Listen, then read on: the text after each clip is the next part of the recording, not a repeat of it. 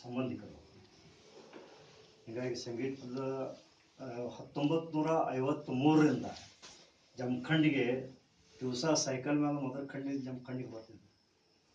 ಬಂದ ಇಲ್ಲಿ ಒಂದು ಸಂಗೀತ ಕ್ಲಾಸ್ ತೆಗೆದಿದ್ರು. ಸಂಗೀತ ಕ್ಲಾಸ್ ಸತತವಾಗಿ ಈ ಒಂದು 2 ವರ್ಷ ಸ್ಟಾಪ್ ಮಾಡಿ ಅಷ್ಟು 65-66 ವರ್ಷ ಸತತವಾಗಿ ಈ ಸಂಗೀತ ಸೇವೆಯನ್ನು ಅಗದಿ ಧಾರೆಯಾಗಿ ಕೊಟ್ಟಿದ್ದಾರೆ. ಅವರು ಯಾವುದೇ ಎಕ್ಸ್ಪೆಕ್ಟೇಷನ್ ಇರಲಿಲ್ಲ ಅವರಲ್ಲಿ. ಇಷ್ಟ ಫೀ ಕೊಡಬೇಕು, ಇಷ್ಟ ಮಾಡಬೇಕು, ಇಷ್ಟಿದ್ರೆ ನಾ ಹೇಳ್ತೇನೆ ಅಂಥೇಳಿ ಇಂಥ ಎಂದೂ ಭಾವನೆ ಅವರಲ್ಲಿ ಬರಲಿಲ್ಲ. ತಮ್ಮಲ್ಲಿದ್ದಂಥ ಸಂಗೀತ ವಿದ್ಯೆಯನ್ನು ಸಾಕಷ್ಟು ವಿದ್ಯಾರ್ಥಿಗಳು, ಅದರೊಳಗೆ ನಾನು ಒಬ್ಬ ಗಣಪತರಾವರು, ನಾವೆಲ್ಲ ಅವ್ರಿಂದ ಭಾಳಷ್ಟು ಸಂಗೀತವನ್ನು ಬೇಸಿಕ್ ನಾಲೆಜ್ ಅಂತಾರೆ. ಅವ್ರಿಗೆ ಸಂಗೀತಕ್ಕೆ ಬೇಸಿಕ್ ನಾಲೆಜ್ ಕೊಡುವಂಥ ಗುರುಗಳು ಭಾಳ ಕಡಿಮೆ ಈ ದಿವಸದೊಳಗೆ ಭಾಳ ಕಡಿಮೆ. ಅಂಥ ಸಂಗೀತ ನಾಲೆಜ್ ಕೊಡುವಂಥ ಗುರುಗಳು ಇವತ್ತು ವಯೋವೃದ್ಧರಾಗಿದ್ದಾರೆ. ಅವರು ಈ ಸದ್ಯ ನಡೆಯೋದು 93ನೇ ವರ್ಷ. ಇಷ್ಟಾದರೂ ಸಹಿತ ಇನ್ನೂ ಅವರು ಲವಲವಿಕೆಯಲ್ಲಿದ್ದಾರೆ ಅಂತಂತಂದ್ರೆ 39 ಇದ್ದಂಗಿದ್ದಾರೆ. ಇನ್ನೂ ಆಗಿದ್ದಾರೆ. ಅಷ್ಟು ಅವ್ರ ಪ್ರಕೃತಿ ಕಾಯ್ಕೊಂಡು ಬಂದಾರೆ. ಚಲೋ ಅಂತ ಒಂದು ಈ ಸತ್ಕಾರಕ್ಕೆ ಯೋಗ್ಯವಾದಂತಹ ವ್ಯಕ್ತಿ ಅಂತ ಹೇಳಿ ನಾವೆಲ್ಲ ಭಾವಿಸ್ತೀವಿ. ಅದಕ್ಕೆ ಇವತ್ತಿನ ದಿವಸ ಸತ್ಕಾರ ಇಟ್ಕೊಂಡು ಎಲ್ಲ ನಮ್ಮ ಶಿಕ್ಷಕರಿಂದ ಮತ್ತೆ ಅವ್ರ ಸಂಗೀತ ವಿದ್ಯಾಲಯದ ಹೆಸರು ನೂತನ ಸಂಗೀತ ವಿದ್ಯಾಲಯ. ಯಾವಾಗ ನೋಡಿದ್ರು ನೂತನ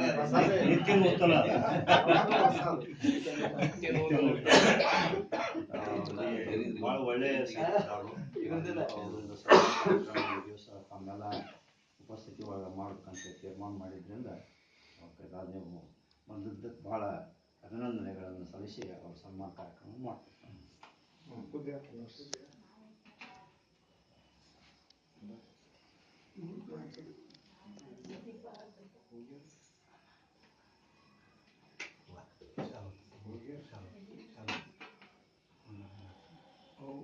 दादा मी 2 शब्द बोलते. सर ಬರ್ರಿ ಬರ್ರಿ ಬರ್ರಿ ಬರ್ರಿ.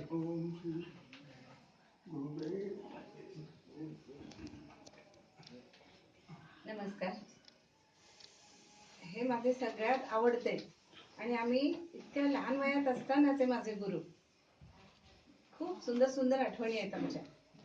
म्हणजे कसं आहे की जमिनीची मशागत सुंदर करून बीजारोपण केलं की मग तिथे येणारं जे सुंदर पीक असतं त्याला फार महत्त्व असतं. मग त्याआधी मशागत जी होते ती फार महत्त्वाची असते. ती आमच्या गुरूंनी फार सुंदर करून घेतली. आम्हाला आठवतं आम्ही इतके लहान होतो की आम्हाला त्या विषयाचं गांभीर्य इतकं नव्हतं आणि आमच्याजवळ काय आहे हे आमच्या गुरूंना माहित होतं आणि माझ्या वडिलांना माहित होतं. हे दोघे सख्खे भाऊ एक भाऊ असावेत तसे होते. एका म्हणजे बघा मित्राचा दुसऱ्या आपल्या जवळच्या मित्रावर इतका विश्वास की माझ्या मुलीला घडवतो असं सांगून ते परगावी निघून जायचे. मग जबाबदारी यांच्यावर असायची. गुरुजी आमचे यायचे, आम्ही जम्बुकेश्वराच्या मंदिरात खेळत असायचो. मग तिथं आमचे गुरु जायचे, ए नडे नडे रे तांबुरी हचू आडले खातारिले नडे रागावून आम्हाला घेऊन यायचं. मग आम्ही दोघी बहिणी बसणार आणि सा लावल्यानंतर मग आमच्या गुरुजींना काय आनंद व्हायचा. कुणाचा सावा ही म्हणते का ही म्हणते कळत नाही इतका त्यांना आनंद व्हायचा. मी आणि माझी बहीण दोघी गायला बसायचो. ह्यांनी ताना पलटे सगळे शिकवायचे. प्रारंभिक सगळे राग झाले आणि त्याच्यानंतर पुढं माध्यमिक शिक्षण सुरू झालं. आणि हळूहळू काय झालं की माझ्या बहिणीला पुणे सेवा सदन इथे BEd करण्यासाठी ती गेली आणि त्याच्यानंतर मी तशी एकटी पडले. पण गुरुजींचं सातत्य होतं आणि पुढं असं झालं की शंकरासारखा राग मला माझे अण्णा निघाले ते शेताला आणि शंकरा रागाची सुरुवात झाली. गुरुजींनी शंकरा शिकवायला सुरुवात केली आणि सोजा नूरजा ही बंदिश मला एक तालाची गुरुजी शिकवत होते. अण्णा शेताला गेले, शेताला जाऊन आले तरी आमचा रियाज सुरूच होता आणि बंदिश त्रितालातली सुरू होती. एक ताल संपला, त्रिताल सुरू झाला आणि आमची लय चाललेली आणि त्याच्यातल्या लयकारी किंवा कामगत हे ऐकून अण्णा बाहेरच उभे राहिले, आत आलेले आणि सगळं झाल्यानंतर पुढं 1 आठवड्यानंतर माझ्या गुरूंनी असा उदार अंतकरणाचा गुरु खरोखरी फार दुर्लभ मिळतो. तर त्यांनी अण्णांना माझ्या काय सांगितलं असेल, नारायण ನನ್ನ ಕಡೆದೆಲ್ಲ ಹೋಗಿದ್ದೆಪ್ಪ, ನಿನ್ನ ಮಗಳು ಅಂದ್ರೆ हसत नाही घातले. उदाहरण बघा काय भारी दिलं ते. मी जे देऊ ते सगळं ती घेते, जे देऊ ते सगळे ती घेते. तेव्हा आता मात्र तिची सोय तू चांगल्या ठिकाणी दुसरीकडे कर, कारण तुलाही वेळ नाही, तूही व्यस्त आहे. आणि माझ्याकडचं हे बघा, हे म्हणायला सुद्धा फार मोठ्या दिलाचा माणूस लागतो. तेव्हा त्यांनी माझ्या गुरुनी हे तेव्हाच आम्हाला शिकवलं की हे इतकं उदाहरण करणं ठेवायचं असतं, मोठ्या मनाने सांगायचं असतं की आपल्याकडचं रिक्त झालं की झालं म्हणावं लागतं. नाहीतर माझ्याकडे खूप आहे असे म्हणणारे आविर्भावात असणारे लोक असतात, पण तसे नाही माझे गुरु. आणि त्यानंतर हे असे गुरु परमेश्वराने दिले, आणि म्हणून आयुष्यात पुढं पुन्हा रामभाऊ पेडलासकर म्हणून मला गुरु भेटले, आणि त्याच्यानंतर पुन्हा पंडित प्रभुदेव सरदार भेटले. या सगळ्यांच्या जवळ बसून मला जी 2 अक्षरं मिळवता आली, ती माझा विद्येचा प्रवास मी सुरूच ठेवला, आणि तो माझ्या मुलीमध्ये सुद्धा मी रुजवला. आज माझी मुलगी गाण्यामध्येच करिअर करते. पंडित राम मराठेंच्या घरची नाचून झाली ती आता. हे तुम्ही लावलेलं बीजारोपण आहे, ते थांबणार नाही येते. प्रपंचात कितीही चढ उतार येऊत, पण आम्ही जिद्दीने ठरवलं की संगीताची ही जी नादब्रह्म आहे तो बंद ठेवायचा नाही, तो अखंड यज्ञ चालू ठेवायचा, आणि तो चालूच ठेवलेला आहे. आजही माझ्या घरामध्ये नादब्रह्माची सेवा सुरूच आहे, आणि गुरुजींच्या आशीर्वादाने आम्ही त्याचा आनंद घेत आहोत. आज मला माझे अण्णा नसले तरी माझे गुरुजी अण्णांच्या जागी आहेत, त्याचा मला खूप आनंद होतो. गेला की पहिला मी नगरखंडीत गेलो, मला एक धुणं धुणाऱ्या बाईने सांगितलं की नाही म्हणे ते गुरुजी नाही होते. मला फार वाईट वाटलं. एकदा आयुष्यात त्यांना पुन्हा भेटण्याची खूप इच्छा होती, आणि असे कसे काय गुरुजी मला न भेटता कसे काय जाऊ शकतात.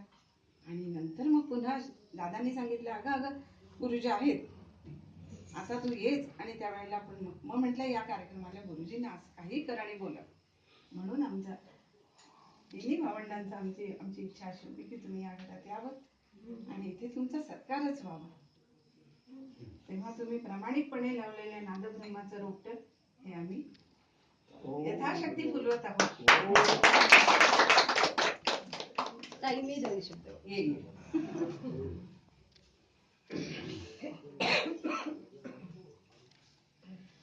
कैलासवासी वेदशास्त्र संपन्न नारायणशास्त्री गोडबळे यांना मी वंदन करून आणि गावकऱ्यांचा सगळ्यांना नमस्कार करून माझ्या मनातली 2 शब्द मी इथं व्यक्त करण्याचा प्रयत्न करते. ताईनं आता सांगितलं की आम्ही दोघेही बसून यांच्याकडे शिकत होतो. तर माझं अगदीच छोटस हे यांच्याकडनं रोप घेतलेलं, पुढं ते नंतर मी पुण्यात B.Ed करण्यासाठी गेले, आणि संगीत हे शिक्षण माझं तिथं थोडा काळ ते स्थगित झालं. त्यानंतर मी माझं D.Ed झाल्यानंतर जेव्हा मी विवाहित झाले, आणि नंतर मला गोवा राज्यामध्ये सरकारी जेव्हा मला नोकरी लागली, तेव्हा त्या संगीताचा प्राथमिक शिकवत असताना त्या संगीताचा मला थोडा मला म्हणजे उपयोग होत होता. आणि गाणं हे तर आमच्या आवडीचंच होतं. प्रत्येक ठिकाणी काही कार्यक्रम असले की गाणं हे माझं असायचं. मुलांना स्वागत शिकवा किंवा काही स्नेहसंमेलन असलं त्यातून त्याचा उपयोग होत होता. आणि असं हे उपयोग करत करत शेवटी माझी लेकरं थोडी मोठी झाली, आणि त्यांच्यावरही माझे घरगुती जे काही गाण्याचे मी त्यांच्यावर संस्कार केले, आणि त्याचाही त्या मुलांना उपयोग झाला. एकदा माझ्या मुलीला मी एक गाणं शिकवलं होतं. ते गाणं तिनं कधीही ऐकलेलं नव्हतं. ते माझ्या ताईनं मला शिकवलं होतं. त्यातले बारकावे जे होते ते गाणं मी आत्मसात केलं, आणि ते जेव्हा मी D.Edला म्हटलं होतं तर त्यावेळेलाही सगळ्यांनी माझं खूप कौतुक केलं होतं, आणि तेच गाणं मी माझ्या मुलीला शिकवलं. तिनं ते गाणं कधीही ऐकलं नव्हतं.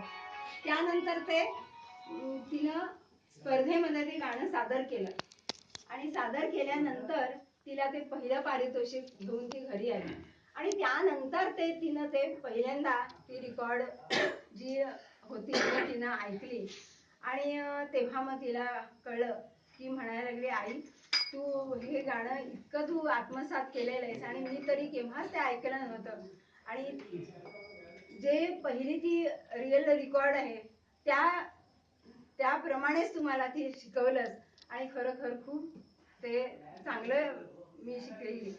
तर अशा प्रमाणे आता ती विशारद झाली माझी मुलगी पण आणि संगीत विशारद झाली आणि आज ती संगीत टीचर म्हणून गोवा राज्यामध्ये ती सर्व्हिस करते. आणि सांगायची गोष्ट म्हणजे ही कीर्तनाची जी परंपरा आहे समाजामध्ये ज्ञानप्रबोधनाचं काम माझे पती करतात हे तुम्हाला आता दिसलेलंच आहे आणि त्याबरोबरच त्यांच्याही कष्टाने माझ्या आज 2 मुली त्याही कीर्तन क्षेत्रामध्ये आज पदार्पण त्यांनी केलेलं आहे आणि त्या अण्णांचा आशीर्वाद त्यांच्या पाठीशी आहेच आहे. तर त्याही 2 मुली आज कीर्तन सेवेमध्ये उतरलेल्या आहेत. तर हे सगळं काही आहे आमच्या गुरुजींचा थोडंफार मी घेऊन वारसा हा आम्ही पुढे चालवलेला आहे आणि अण्णांचा हा कीर्तनाचा जो ठेवा आहे वारसा आहे तो आम्ही असाच पुढे न्यायचा आणि त्यांची कृपादृष्टी आमच्यावर कायम आहेच आहे. एवढं म्हणून मी 2 शब्द संपवले.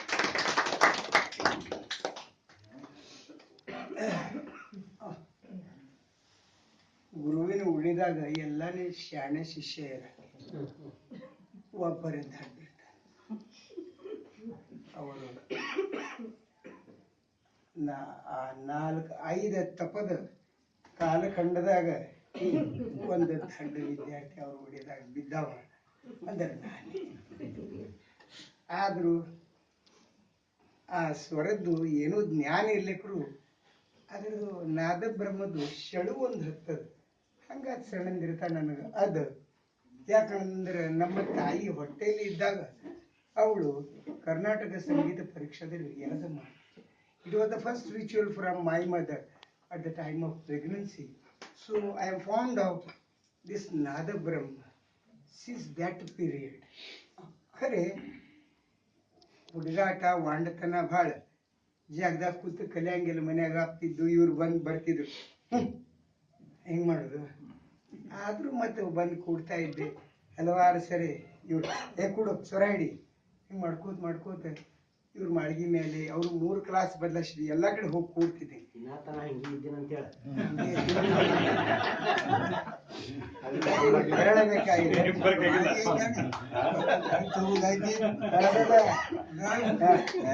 ಆದ್ರೂ ಏನದ गवयाचा पोर रडलं तरी बी सुरात ಹಾಡುಗಾರನ ಸಂಗತಿಯಾಗಿದ್ದ ನಾವು ತಿರ್ಸುದೀಗ ನಾವು ಸ್ವರದಾಗ ಅಳ್ತಾನಂತ. ಆಮೇಲೆ ನಾ ಕರ್ಮಧರ್ಮ ಸಂಯೋಗದಿಂದ ಕರ್ಮಭೂಮಿ ಅಂತ ರತ್ನಗಿರಿ ಪರಶುರಾಮ ಭೂಮಿ ಆಗಿದ್ದು ಅಲ್ಲಿ ಹೋದಾಗ ಇಲ್ಲಿಗೆ ಬರ್ತಿದ್ದಿಲ್ಲ, ಇವತ್ತು ಬರಂಗಿಲ್ಲ ಮಂದಿ ಅಂತಾರ. ಖರೆ ಅಂತ ಏನದ ಎಲ್ಲೇ ಕರ್ಗೋಳ ಒಳಗೆ ಒಂದು ಕುಂಟ ಆಕಳ ಶ್ರೇಷ್ಠ ಇರ್ತದ. ಹಂಗ ಅಲ್ಲಿ ನಂದು ಏನದ ನನ್ನಂತ ಸುಮಾರು ನಾಣ್ಯ ಅಲ್ಲಿ ಬಂಗಾರ ನಾಣ್ಯ ಅಂತ ನಡೆದು ಹೋಯ್ತು. 2,500 ಭಜನಿ ಬಾರಿಸು ಸೇವಾ ಒಂದು ಸಂಸ್ಕಾರ ಆಯ್ತು. 1,000 ಹರಿಕೀರ್ತನೆ ಬಾರಿಸಿ ಬಂದೆ. ಮತ್ ಇಲ್ಲಿ ವರುಣ ದೇವ್ರ ನನ್ ವ್ಯವಸ್ಥಾ ಇಲ್ಲ, ನಾನು ಇನ್ನು ಆತಿದ್ರೆ ಸಂಗತಿ ಮುಗಿತಪ್ಪ.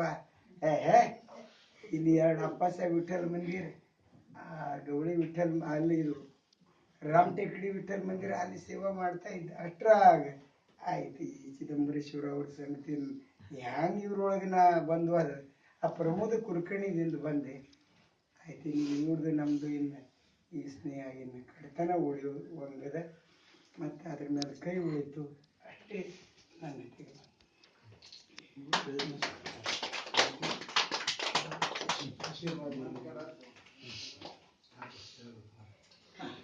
ನಾವೊಂದೆರಡು ಹೈ ಮಾತು ಸುಮಾರು 55 ವರ್ಷ ಹಿಂದಿನ ಮಾತು. ನಾರಾಯಣ ಶಾಸ್ತ್ರಿ ಗೌಡಬಲಿ ಅವರು, ಆಮೇಲೆ ಶ್ರೀಕಾಂತ್ ಜೋಶಿ ಅವ್ರ ತಂದೆ NB ಜೋಶಿ, KB ಜೋಶಿ ಮಾಸ್ತರು, ದಾಮಣ್ಣ ಹುಲ್ಯಾಕರ್, ಅನಂತರ ಹೊನವಾಡ, ನಾವು ಎಲ್ಲರೂ ಕುತ್ಕೊಂಡು ಪ್ರತಿ ಶುಕ್ರವಾರ ಗಾಂಧೀಜಿ ಪ್ರಾರ್ಥನೆ ಮಾಡ್ತಿದ್ವಿ ಶ್ರೀಕಾಂತರ ಮನೆ ಒಳಗೆ. ಮುಂದೆ ಆಮೇಲೆ ಮಾಡ್ತಾ ಕಡಿಕೆ ಏನಿದೆ ಇಲ್ಲಿ ಈ ಹೊಕ್ಕಳ ಮೇಲೆ ಗಣಪತಿ ಗುಡಿ, ಈ ಗಣಪತಿ ಗುಡಿ ಅಂತ ಮೊದಲು ಧರ್ಮಶಾಲೆ ಅಂತ ಇತ್ತು. ಅದು ಹಳಿ ಮೇಲ್ಮುದ್ದಿ ಇದ್ದ ಅಂಬಿತ್ತು, ಬರೀ ಬಾಗಿಲ ಏನೂ ಇಲ್ಲ. ಆ ಕಡೆ ಮತ್ತೊಂದು ಖೋಲಿತ್ತು ತಿಪ್ಪಣ್ಣ ಅಂತೇಳಿ, ಅಲ್ಲಿ ಹಜಾಮನ ಅಂಗಡಿ ಇತ್ತು. ಕಡಿಕೆ ಎಲ್ಲ ಅವರೆಲ್ಲ ವಿಚಾರ ಮಾಡಿದ್ರು, ಇದು ಜಾಗ ಖಾಲಿ ಆಗಿದ್ದು ಏನದ ಎದರ್ ಶಾಲೆ ಇಲ್ಲ ಅಂತೇಳಿ ರೆಕಾರ್ಡ್ ತಕ್ಷರ ಧರ್ಮಶಾಲೆ ಅಂತ ಅದ. ಅದಕ್ಕೆ ಏನಾರು ಮಾಡಿದನ ನಮ್ಮ ಪ್ರಾರ್ಥನಾ ಸಮಾಜ ಅಂತ ಹೇಳ್ತಾರೆ ಇಟ್ಟಿದ್ರು. ಪ್ರಾರ್ಥನಾ ಸಮಾಜ ಅಂತ ಹೇಳಿ ಅದು ಮಾಡ್ಕೊಳ್ಳೋ ಅಂತ ಹೇಳಿ ಪ್ರಯತ್ನ ಮಾಡಿ ಗಾರ್ಗಿ ವಕೀಲರು, ರಾಂಡಿ ವಕೀಲರು ಎಲ್ಲ ವಕೀಲರು ಕೂತ್ಕೊಂಡು ಅದು ಕಾಗದ ಏನು ಮಾಡಿ ಟ್ರಸ್ಟ್ ಅಂತ ಮಾಡಿದರು. ದಾಮಣ್ಣ ಹುಲ್ಯಾಕರ್ ಅವರು ಅಧ್ಯಕ್ಷರಾದರು. ಆಮೇಲೆ ಕೆ ವಿ ಜೋಶಿ ಅವರು. ಆಮೇಲೆ ಕೊನೆಗೆ ಏನದ ಎಷ್ಟೋ ಮೇಲೂ ನಾಯಕ ಇವರು, ನಾವು ಇವರು ಮತ್ತು ಬಡೋದ್ರ ಮಾಡೋರು ನಾವು ಎಲ್ಲ ತೀರ್ಕೊಂಡು ಎಲ್ಲಾರು ಅವರು ಅಂತೇಳಿ ಟ್ರಸ್ಟ್ ಮಾಡ್ಕೊಂಡು ಮಾಡೋ ಮುಂದೆ ಅವರು ಬಡಬಡ ಪ್ರವಚನದಾಗ ಹೋಗ್ಬಿಟ್ರು. ಅಲ್ಲಿಗೆ ಹೋಗ್ಬಿಡ್ತಾರೆ. ಅದರ ಟ್ರಸ್ಟ್ ಒಳಗೆ ನಾನು ಒಪ್ಪಿದ್ದೆ. ಅವರು ನಾವು ಪ್ರಕಾಶ್ ಹೊನವಾಡ ಮಂದಿ ಒಳಗಿದ್ದಾರೆ. ಕೊನೆಗೆ ಅವ್ರು ಏನದ ಪ್ರವಚನ ಮಾಡ್ಕೊಂಡು ಅಲ್ಲಿಗೆ ಓದಿಬಿಡ್ತೀವಿ. ಇನ್ನೊಂದು ವಿಷಯ ಅಂತಂದ್ರೆ, ನಾವು ಇವ್ರ ಶಿಷ್ಯ 50 ವರ್ಷದಿಂದ ಸಂಗೀತ ಕಲಿಗೆ ಹೋಗ್ತೀವಿ. ನಾ ಪೇಟಿ ಕಲಿಕೆ 2 ರೂಪಾಯಿ ಫೀ ಇತ್ತು. ಆದ್ರೆ ಕಲಿಸಿದ್ರು ನಮಗೆ ಒಂದು ಹಾಡು ಅವ್ರು ಹೇಳಿದ್ರು, ನೀರು ಕಂಡಲ್ಲಿ ಮುಳುಗುವರೆಯ, ಮರವು ಕಂಡಲ್ಲಿ ಸುತ್ತುವರೆಯ. ಇದೇನು ಹೇಳ್ಯಾರ ಕಾಯಂ ನಾನು ನೆನಪದ. ಅದರಿಂದ ಏನಾದ್ರು ನಮ್ಗೆ ಕಾಯಂ ಇವ್ರು ನೆನಪಾಗ್ತದ. ಅದಕ್ಕೆ ದೇವರು ಭಗವಂತ ಅವರಿಗೆ ಆಯುಷ್ಯ, ಆರೋಗ್ಯ, ಐಶ್ವರ್ಯ, ಸಾಕಷ್ಟು ಆಯುಷ್ಯ ಕೊಟ್ಟು ಇದೇ ಥರ ಅವರ ಬಳಗ ಬೆಳೆಯಲಿ ಅಂತ ಹೇಳಿ ಪ್ರಾರ್ಥಿಸಿ ಒಂದೆರಡು ಮಾತನ್ನು ಇನ್ನು ಅವ್ರಿಗೆ ಶಾಲಾ ಶಿಲ್ಪಳ ತೆಂಗಿನಕಾಯಿ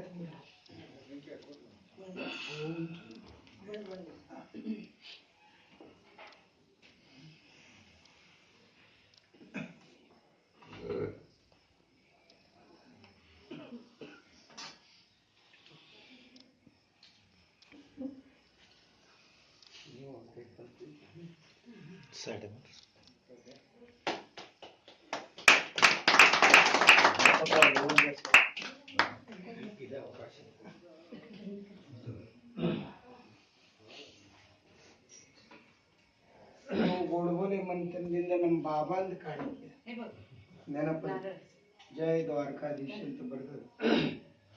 ನಾನು ಒಂದು 2 ಮಾತುಗಳನ್ನು ಹೇಳ ಬಯಸುತ್ತೇನೆ. ನನ್ನ ಮೇಲೆ ಬಹಳ ಪ್ರೇಮ ಇವರದು ನನಗೆ ಇತ್ತು. ಇವರು ನನ್ನ ಆ ಟೈಮ್ದೊಳಗೆ ಒಂದು ಫೋಟೋ ತೆಗೆದಿದ್ದೆವು. ಅದು ಇನ್ನೂವರೆಗೆ ಅವರು ತಮ್ಮ ಹತ್ರ ಇಟ್ಕೊಂಡಾರೆ. ಎಷ್ಟು ಪ್ರೇಮದ ನನ್ನ ಮ್ಯಾಗ. ಆದರೂ ಈ ನಡುವಿನ ವೇಳೆಯಲ್ಲಿ ಭೇಟಿ ಆಗೋ ಪ್ರಸಂಗ ಬರಲಿಲ್ಲ. ಅದೇ ನಮಗೆ ದುಃಖದ. ಇವತ್ತು ಮತ್ತೆ ಬಹಳ ಸಂತೋಷ ಆಗ್ಯದ ಇವತ್ತು. ಹೇಳುವುದಂದ್ರೆ ಏನು, ಅವರು ನನಗೆ ಪ್ರಥಮವಾಗಿ ಮೂರುತಿಯನ್ನು ನಿಲ್ಲಿಸೋ ಮಾಧವ ನಿನ್ನ ಈ ಹಾಡು ನನಗೆ ಪ್ರಥಮವಾಗಿ ಕಲಿಸಿದರು. ಅದು ಈಗಾದರೂ ಅದೇ ಹಾಡ್ತೀನಿ. ಮತ್ತೊಂದು ಏನೂ ಬರೋದಿಲ್ಲ. ಮೂರುತಿನ ನಿಲ್ಲಿಸೋ ಇದು ಕಡಿಮೆ. ಅವ ಯಾವಾಗ ಭೇಟಿ ಆಗ್ತಾನೆ ಅವಾಗ ನಮಗೆ ಸಾರ್ಥಕ. ಅಂಥದ್ದು ನಮ್ಮ ಗುರುಗಳು ಮೂರುತಿಯನ್ನು ನಿಲ್ಲಿಸುವಂಥ ವಾಕ್ಯ ನಮಗೆ ಸ್ವರದಾಳ ನಮ್ಮಲ್ಲಿ ಇಟ್ಟಾರ. ಇವತ್ತು ಯುಗ ಏನೋ ನನ್ನ ದೈವ. ಮತ್ತು ಮೊದಲು ನಾ ಇಲ್ಲಿ ಬಂದಕರ ಈಕೆ ಸಂಗತಿಯಿಂದ ನಾನು ಇಲ್ಲಿ ನಿನ್ನೊಳಗೆ ಬಂದಿದ್ದ. ಆ ಟೈಮ್ ಅವರು ನನಗೊಂದು ಗಣೇಶದ್ದು ಭೈರವಿ ರಾಗದೊಳಗೆ ನನಗೆ ಹೇಳಿದ್ರು ಅವರು. ಅದು ಇವರಿಗೆ ಮತ್ತು ಇತಿಹಾಸದಲ್ಲಿ ಕೆಲವೊಂದು ನಮ್ಮ ಸಂಬಂಧಗಳು ಇನ್ನೂ ಬಂದಿದ್ದರಿಂದ ನಾನು ಬಹಳ ಆನಂದವಾಗಿದ್ದೇನೆ. ಮತ್ತು ಇವತ್ತು ಗುರುಗಳು ಸ್ವರಗುರುಗಳು ನಮಗೆ ಭೇಟಿಯಾದರು. ಆನಂದವಾಗಿದೆ.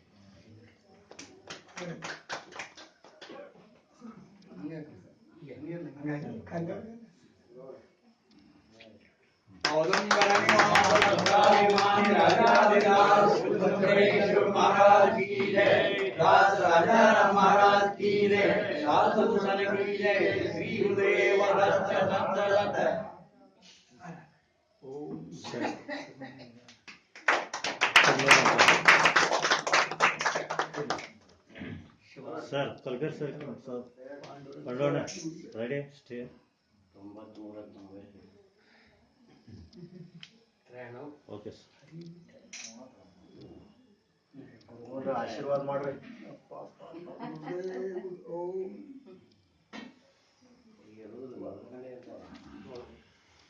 ಗುರು ಬ್ರಹ್ಮ ಗುರು ವಿಷ್ಣು ಗುರುದೇವೋ ಮಹೇಶ್ವರ ಗುರು ಸಾಕ್ಷಾತ್ ಪರಬ್ರಹ್ಮ ತಸ್ಮೈ ಮೂರ್ತಿಯವನು ನಿಲ್ಲಿಸೋ ಮಾಧವನ तू बसणार की बस ना नाही बस बस भजन करू नये. ಸಂಗೀತ ಆಡ್ತಾನೆ ಕೇಳ್ರಿ ಈ ಒಂದು ಇದಕ್ಕೆ ಒಪ್ಪ ಒಂದು ಚೀಲ हा हा मेघा, ए वंद एक carry Carry bag bag. पण छान. असू दे तिथंच कशाला काढता मग दाबून आल्यावर काढू पुणे सेवा सदनाने संगीत शिक्षिका म्हणूनच सेवा केली. ಒಂದು ಚೀಲದನ್ನು